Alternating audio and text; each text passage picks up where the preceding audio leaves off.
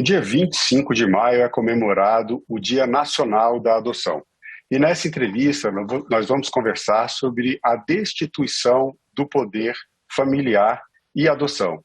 Eu recebo agora as consultoras Alessandra Rinaldi, professora da UFRRJ, Universidade Federal Rural do Rio de Janeiro e antropóloga, e a doutoranda em Direitos Humanos pela Universidade de São Paulo, Janaína Dantas, pesquisadora sênior pelo PNUD, Programa das Nações Unidas para o Desenvolvimento, e do Conselho Nacional de Justiça, ambas consultoras pelo Conselho Nacional de Justiça. Janaína e Alessandra, depois dessa longa apresentação, sejam bem-vindas ao Cidadania. Obrigado por aceitarem o convite. Obrigada, Marcelo. Obrigada, TV Senado, pelo convite, pela oportunidade de estar aqui hoje falando com vocês. Obrigada, Marcelo. Boa tarde. Então, vocês fizeram uma pesquisa sobre o Sistema Nacional de Adoção, sobre um diagnóstico, sobre o sistema de proteção e atenção à primeira infância, e o foco dessa pesquisa foi justamente esse elemento, né? Esse termo que eu falei agora, o instrumento jurídico. Vocês vão poder explicar melhor um pouco o que é isso. A destituição do poder familiar para a adoção. Primeiro eu vou pedir para vocês falarem brevemente sobre essa pesquisa para a gente entrar mais especificamente no tema. Eu vou passar primeiro a palavra para a Alessandra, mas aí vocês duas podem fazer a apresentação do que foi esse diagnóstico e o que vocês encontraram nessa pesquisa. Ok, boa tarde. Então, essa pesquisa, ela está no marco legal da primeira infância, né? Então, o foco da pesquisa, de acordo aí com o CNJ, os signatários do Pacto da Primeira Infância, era refletir sobre os cuidados, a atenção primordial à primeira infância, né? E uma das iniciativas era a pesquisa, né? Então, nós desenvolvemos 5 eixos de pesquisa e eu fiz parte, junto com outras pessoas que eu não vou lembrar o nome de todas, então eu vou falar só da minha parceira de campo qualitativo, que foi Olívia Pessoa, né? E nós trabalhamos em 30 comarcas, fazendo pesquisa qualitativa, num tempo de pandemia, né? Por meio de entrevistas virtuais. Aí eu passo a palavra agora para a Janaína, para ela falar da outra parte da pesquisa. Janaína. Obrigada. Bom, Marcelo, o nosso diagnóstico da situação de atenção às crianças na primeira infância do sistema de justiça é uma parceria do CNJ com diversas instituições signatárias do Pacto Nacional pela Primeira Infância. O diagnóstico, como a Alessandra comentou, é uma dessas iniciativas, então a gente teve um prêmio, a gente teve várias iniciativas que estão envolvidas, né, nas atividades do pacto, e esse diagnóstico ele não se restringe ao tema da destituição. Ele tem 5 eixos, com 5 temáticas diferentes: mulheres presas e adolescentes em regime de internação, que sejam grávidas, proteção da criança na dissolução da sociedade conjugal. O eixo 3 é o eixo que a gente está falando aqui hoje, destituição e adoção. O 4º eixo, com famílias acolhedoras e unidades de acolhimento, e o 5º sobre estrutura judiciária. Então foi uma proposta bem robusta de fazer um olhar para a primeira infância desde aquilo que a gente tem disponível de dados do sistema judiciário. Como a Alessandra comentou, teve essa parte qualitativa com diversos consultores de campo, e a gente teve uma interface quantitativa com uma equipe bastante grande, multidisciplinar. Então a gente tinha profissionais da epidemiologia, da economia, da sociologia, eu do direito e também da antropologia, assistentes de diversas áreas, para a gente fazer uma abordagem quantitativa de cada um desses eixos. Então, é uma pesquisa bem ampla e bem interessante, que vale a pena conhecer os outros temas também abordados. Então, vamos agora um pouco mais para esse ponto do eixo 3, que é o foco da pesquisa. A gente vai voltar um pouco, falar sobre o Pacto Nacional da Primeira Infância. Quando a gente fala de adoção, a gente fala de crianças na fase dessa primeira infância, do 0 aos 6 anos, mas o Sistema Nacional de Adoção e Acolhimento envolve também adolescentes. Mas a gente vai focar mais essa nossa conversa na primeira infância. Sobre essa questão da destituição do poder familiar para a adoção. É uma medida de separação das crianças da sua família biológica. Eu queria que vocês explicassem exatamente o que é esse mecanismo e quais os critérios para que aconteça essa destituição do poder familiar? Então, acho que primeiro, né, é importante que a gente pense que toda a nossa legislação ela mudou, né, desde a nossa Constituição Federal para depois com o ECA, né, pensando que o que importa e que interessa é a reintegração ou que a criança permaneça no seu núcleo de nascimento, né, na sua família de nascimento. Em situações de abandono, violência, negligência, maus tratos, a criança vai ser afastada, né? Vai haver uma suspensão de poder familiar, com a tentativa de reintegrar essa criança no seu núcleo de nascimento. Para isso, existe uma rede de proteção, né, com a Secretaria de Saúde, Secretaria de Assistência Social, o sistema de justiça completamente integrado para que essa criança volte para o seu núcleo, né? Em situação em que isso não é possível, a criança vai ser, então, destituída de poder familiar, né? O fato de que a criança vai ser separada temporariamente da sua família, colocada numa instituição de acolhimento ou numa família acolhedora, não significa que ela vá necessariamente, ou a gente deseja que não, que ela volte para a família de nascimento, né? Então, assim, o que importa é que a gente, né, saiba que o sistema funciona dessa forma, né? Então, eu passo um pouco a palavra para a Janaína, depois eu volto a falar disso. Janaína. Bom, Marcelo, como a Alessandra trouxe um panorama bem interessante, a destituição ela é uma das medidas consideradas protetivas para essa criança, né? Então, a gente é uma medida excepcional, assim como o acolhimento institucional. A prevalência é da convivência familiar na família de origem dessa criança. Isso os estabelecimentos, né, dessas garantias a direitos estão desde a Constituição Federal, com a prioridade absoluta no atendimento a essas crianças, no Estatuto da Criança e Adolescente e também, né, no Código Civil, que vai contar um pouquinho para a gente. Todos esses instrumentos eles vão ajudar com que esse processo aconteça, né? Então, o ECA ele não é total, ele tem várias informações, várias legislações se aplicam, inclusive as internacionais, que também falam da excepcionalidade da medida de acolhimento e destituição. Então, acho que é bacana a gente ter esse olhar que o cuidado deve ser com a família de origem, e inclusive as normativas internacionais falam que em caso de separação, se acontecer, e deve ser excepcional, nesses casos tem que haver o cuidado pelo Estado para que isso não se repita. A política não pode ser a da retirada, ela tem que ser a do cuidado com a família de origem, a da manutenção dos vínculos com a criança. Isso também é cuidado com a criança, né? Cuidar das suas origens, cuidar da sua família. E o mês de maio, que é o mês nacional da adoção, pela data que a gente tem do 25 de maio, também é o mês das mães. E quando a gente fala de adoção, a gente fala de maternidade, de paternidade e de maternidade. Mas a gente tem uma situação no Brasil em que muitas crianças são registradas apenas no nome da mãe, né?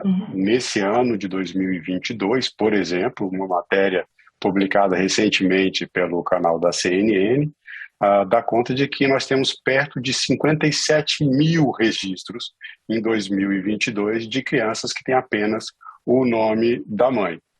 E aí a gente vai caminhar um pouco para esse ponto desse tema que a gente está tratando aqui, que é a destituição do poder familiar.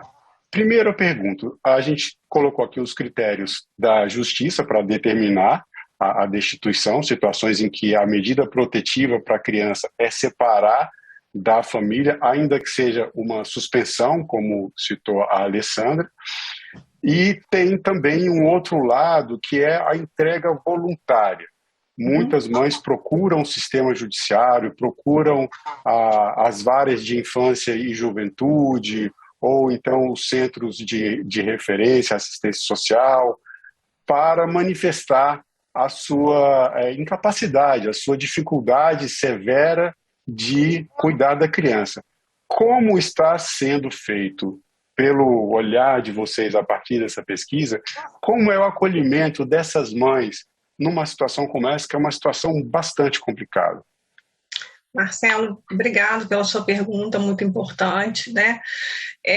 Essa legislação que está ali dispondo, né, sobre a entrega voluntária. Ela é recente, né, ainda tem um contexto, é de 2017, ainda tem um contexto pandêmico no meio, né, então a gente está vivendo ainda esse acontecimento, né, e todo o aparato de exatamente acolher essa mulher, né, que abdica ou que não tem condições, que deseja abdicar ou que não tem condições de abdicar, ou não tem condições de manter, né, a maternidade. É uma medida também que está voltada a atenção à primeira infância, né? Porque se você resguarda essa gestação, essa entrega, né, de uma forma segura, você está resguardando exatamente a primeira infância. Então, assim, é de extrema importância, né, a entrega voluntária. E, por isso, é de extrema importância, né, que equipe multiprofissional seja muito bem formada e habilitada para lidar com essa entrega voluntária, desde os conselheiros tutelares, aos hospitais de maternidade, ao sistema de justiça, para que tenha uma escuta sem moralização, né, acerca da vontade ou da impossibilidade dessa maternidade, né? Isso é de fundamental importância, né? A gente houve alguns relatos sobre violência obstétrica ou sobre clamores morais para que, né, tentando demover a mulher, né, acerca da entrega. Então é importante, né, a capacitação da equipe técnica para que haja para que não haja um clamor moral em torno dessa mulher. Janaína. Eu vou só fazer um gancho aqui para a Janaína complementar, porque você falou dessa questão do clamor moral. E na primeira pergunta, a segunda pergunta, aliás, a gente estava falando sobre os critérios para a justiça determinar a destituição do poder familiar. Existem alguns critérios que são bem objetivos, ainda que não sejam nem sempre tão objetivos, como, por exemplo, maus tratos, mas tem outros que são mais subjetivos, e um deles, isso está no Código Civil, é atos contrários à moral e aos bons costumes. E daí eu passo, né, essa reflexão também para a Janaína complementar a sua resposta e dizer assim, até que ponto um critério subjetivo como esse não acaba... qual o impacto que isso tem, né, sobre essas decisões judiciais, seja pela entrega voluntária ou pela decisão da justiça de destituir o poder familiar de uma família ou de uma mãe. Legal, Marcelo. Obrigada pela pergunta. Eu acho que, falando aqui desde a perspectiva da equipe que produziu os dados quantitativos, a gente não consegue responder todas as suas perguntas, tá? Eu acho que tem algumas questões que são importantes que a gente construa conhecimento sobre isso, né? Olha só como que é importante para que a gente conheça quem é essa mulher que está fazendo a entrega voluntária, como ela está sendo acolhida, quais são as políticas públicas que estão disponíveis para ela. Então, da base que a gente usou para a produção dos dados quantitativos, que foi especialmente o Sistema Nacional de Acolhimento e Adoção, o que a gente observa, e a gente observou não sozinhos, né, mas também amparados e amparadas por uma bibliografia que nos antecede, é que a gente está muito focado na criança, na produção dos dados, e não olhando para esse entorno. E isso dificulta a produção da política pública. Muito por isso que você está contando aqui para a gente, olha, como que essa mulher está sendo atendida, qual que é a política que ela tem acesso, quais são os motivos que levaram ela a essa entrega, será que adianta a gente só acolher essa mulher nesse momento, se a gente tem o Estatuto da Criança e do Adolescente, que também estabelece a proteção à gestante, ao direito ao pré-natal seguro, né, à segurança alimentar ao longo dessa gestação. Então, como é que a gente tem que olhar para esse entorno também? Nos nossos dados quantitativos, o que a gente encontra são dados muito focados na criança. Então, quais são as crianças que foram entregues voluntariamente pelas suas mães? Então, o nosso diagnóstico tem vários dados interessantes sobre entrega voluntária, desde quanto tempo demora para essa criança ser adotada quando a destituição ocorre pelo trâmite específico da entrega voluntária, um trâmite específico estabelecido pelo ECA, e quando, por exemplo, são os casos de destituição. Então, tem dados interessantes para a gente pensar em entrega voluntária, mas com a unidade de análise criança, não com a unidade de análise mãe ou família. Então, acho muito importante esse destaque que você dá relacionado ao Dia das Mães, né? Porque essas mulheres que gestaram essas crianças são mães dessas crianças e têm direito a um atendimento digno, e a gente tem que construir mais conhecimento, mais dados sobre isso, né? Sobre quem são essas mulheres. Será que se elas tivessem uma rede de apoio mais ampliada, será que elas fariam essas entregas? A gente não consegue responder isso pelos dados quantitativos que a gente coletou na nossa pesquisa. Mas a gente consegue ver que o fenômeno ele existe, desde que ele começou a ser, que ele foi estabelecido pelo ECA, como a Alessandra trouxe para a gente, ele é relativamente novo, então esses números eles ainda estão por ser contados. A gente está por entender ainda melhor o fenômeno no país, desde os dados, mas que ele acontece, vem acontecendo, a gente tem bastante pesquisa que indica isso, indica a importância da gente olhar para esses dados e para essas mulheres. Sobre os motivos... Perdão. Não, era para pensar de forma complementar essa questão do acolhimento às famílias também. A pesquisa está, né, pensando as crianças, mas no campo, né, e pensando especificamente a destituição de poder familiar, né, há todo um encaminhamento do que pode fazer com que essa criança permaneça na sua família, né, de nascimento, e a gente ouve falar, né, as políticas públicas são importantes, e a gente encontrou em dado de campo que as famílias não aderem às políticas públicas e que tem uma escassez de equipe técnica, né? E aí a gente ficou assim indagando, inclusive para as pessoas, o que é essa não aderência às políticas públicas por parte das famílias, né? A importância de pensar isso criticamente, né? E aí a gente dialogando com a própria equipe técnica, né, chegou, né, à seguinte reflexão da importância de olhar para essas famílias, não do ponto de vista da pedagogização dessas famílias, não do ponto de vista do entendimento de que há um valor moral que deve ser levado para elas, mas que há que ser ampliado um sentimento, uma percepção sobre formas de cuidado, e com isso fazer com que a política pública possa efetivamente ser aderida, tenha adesão dessas famílias, e de forma que você consiga efetivamente a manutenção, que é aquilo que se deseja, né, desse vínculo. Desculpa, Janaína, de te cortar. Janaína, quer complementar? Você estava falando também, você estava falando dos números, e é muito importante esses dados estatísticos que vocês trazem, e o tema que esse olhar, essa luz que eu estou lançando aqui sobre a questão da mãe nesse contexto, eu trouxe a partir da pesquisa de vocês. Então foram vocês que trouxeram esse assunto. Você queria complementar a sua fala? Não, eu ia seguir, Marcelo, porque você comentou dos motivos, né, esses motivos desse estabelecimento. Isso. Isso é importante a gente conversar sobre isso e sem dúvida, a gente está aqui numa conversa, né, a gente não traz respostas definitivas, né, o direito ele é um corpus vivo, ele é sujeito a interpretações, e a cada momento os juízes, os advogados, os promotores, eles estão produzindo entendimentos sobre a legislação e novas aplicações. Então, é bem interessante a gente olhar para essa legislação dessa maneira, né?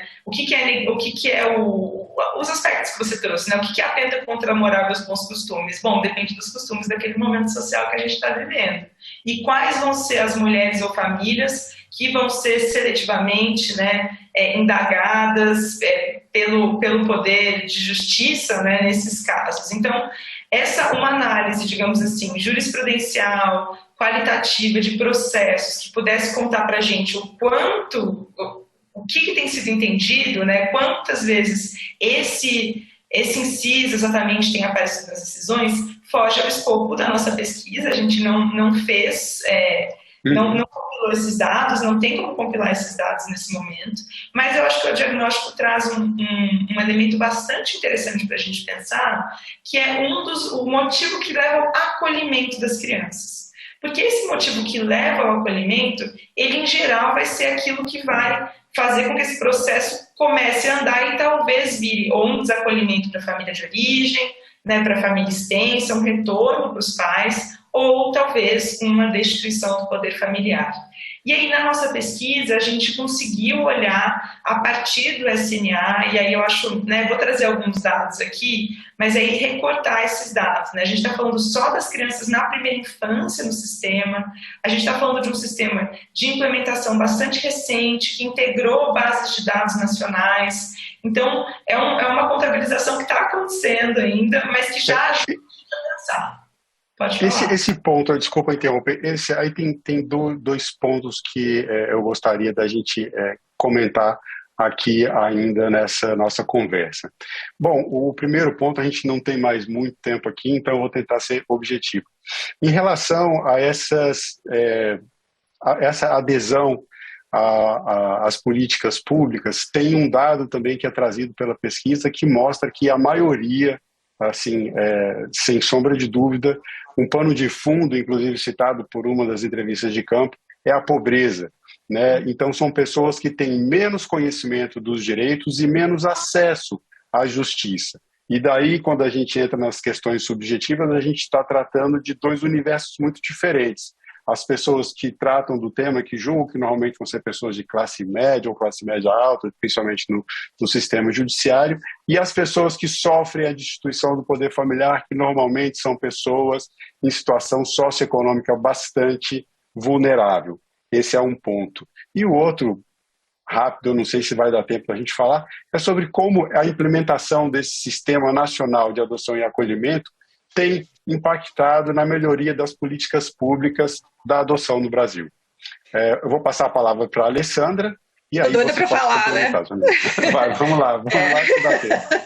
Então, é um dado que a gente encontrou, né, assim, nas falas, né, não são dados quantitativos, são dados qualitativos, né, a incidência, né, de um acolhimento por vulnerabilidade social, socioeconômica e por a questão do uso do crack, né?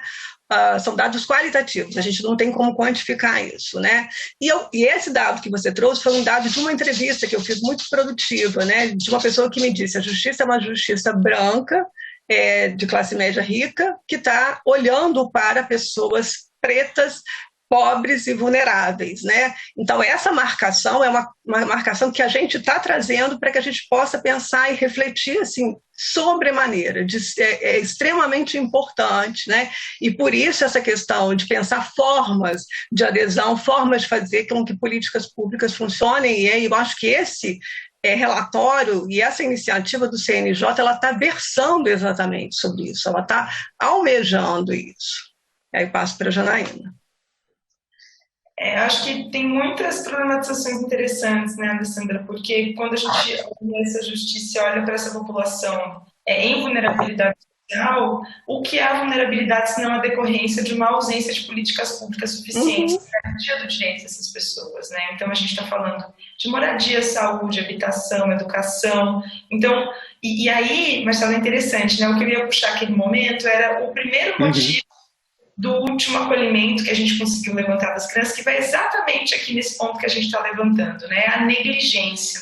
Então, na nossa pesquisa, e muitas pesquisas que fazem, né, que têm usado metodologias qualitativas apontam para a gente, essa presença intensa do nome negligência como motivo de acolhimento, que vai levar ao motivo da destituição.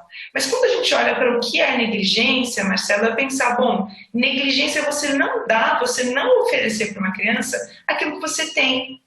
Então, se você tem alimentação e você não oferece alimentação para essa criança, é a negligência, né? Isso aí na ideia técnica, né? Do que é esse termo. Se você não tem casa, se você tem uma casa, está deixando a criança na rua, para fora de casa, não está dando a guarida necessária para ela, a proteção para ela, você está sendo negligente. Agora, como é que nós podemos chamar de negligentes pessoas que não oferecem aquilo que elas não têm? A criança está em situação de rua porque a família está em situação de rua. A criança está desnutrida porque a família está em condição de desnutrição. A criança não está com acesso à saúde, não é porque a família está negligenciando-a, mas porque ela não tem o acesso a esse direito. Então, esse elemento negligência, eu acho que ele provoca a gente bastante a pensar esse teor da vulnerabilidade e o que isso conta para a gente, né? Como que a gente tem chamado de negligência um conjunto muito grande de fenômenos, de situações sociais que vão convidar a gente a pensar que, na verdade, quem está desprotegida é a família e não a criança somente. E quando a gente resolve essa situação, por exemplo, por meio da separação da criança do núcleo familiar e colocação em uma instituição que vai dar conta do acesso aos direitos dela, o que acontece com esse núcleo familiar? Eles vão continuar sem a garantia de direitos? Acho que são provocações que o campo traz com essa ideia também de adesão ao serviço, né, que são bastante provocativas, né? Como é que você vai aderir a um serviço se você não tem condições de ir, você não tem condições de transporte para chegar até o serviço, ele não te oferece alimentação, então você vai lá, você não tem comida, tem que passar o dia esperando um atendimento de saúde sem alimentação. Então são muitas limitações a direito. Marcelo, eu acho que você está muito correto quando você traz esse panorama que a Alessandra traz, né, da desigualdade social. A gente está falando de desigualdade social quando a gente está pensando essas realidades. Essa pesquisa de vocês, para quem quiser acessar e saber mais informações também sobre o assunto, especialmente para as famílias. Agora eu vou mudar um pouco o foco da nossa conversa, um pouco a direção da nossa fala e me dirigir às pessoas que têm o interesse em adotar, as famílias que estão no Cadastro Nacional de Adoção e Acolhimento e as pessoas que pensam em adotar uma criança ou um adolescente, já que a gente está falando de adoção. Busquem as informações no site do Conselho Nacional de Justiça, cnj.jus.br. O Cadastro Nacional de Adoção tem todas as informações do Sistema Nacional de Adoção. A gente ia falar um pouco sobre isso, não vai dar tempo, mas fica aqui, para você que está assistindo essa entrevista, essa informação. Busque o Conselho Nacional de Justiça caso você tenha interesse em fazer esse ato de amor, que é o ato de adotar, de acolher uma criança ou um adolescente. Esse é o melhor caminho para a adoção de maneira legal. Bom, eu quero agradecer a presença de vocês duas. Muito obrigado pelo tempo de vocês e pelas informações trazidas aqui na nossa conversa. Muito obrigada, Marcelo. Obrigada, Janaína. Obrigada aos que nos escutam, né? Os que vão poder trocar com a gente. Obrigada pelo convite. Esse é um tema super importante. Espero que a gente fale cada vez mais sobre ele. Obrigada. E eu agradeço também a você que nos assistiu até o fim da entrevista. Obrigado e até o próximo programa.